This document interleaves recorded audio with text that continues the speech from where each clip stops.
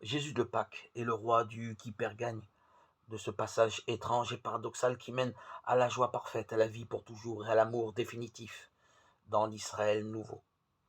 Cet Israël définitif, c'est l'Église, nos belles assemblées, nos grandes communautés, disséminées aux quatre coins du monde, dans toute leur diversité, dans toute leur beauté. Chacune représente une fleur qu'on rassemble pour en faire un bouquet.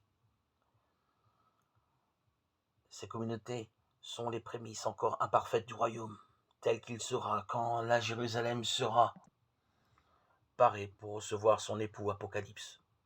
En attendant, elle soupire amoureusement. Viens Seigneur, Jésus, viens.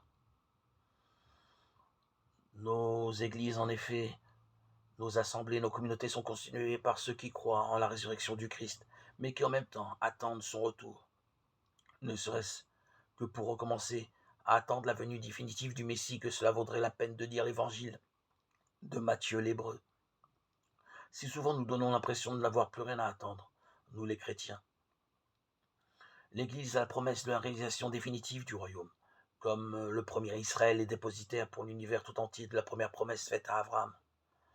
En attendant, elle est la continuation de la vie de Jésus sur la terre par ses sacrements en mémoire de lui et pour la prédication de son évangile.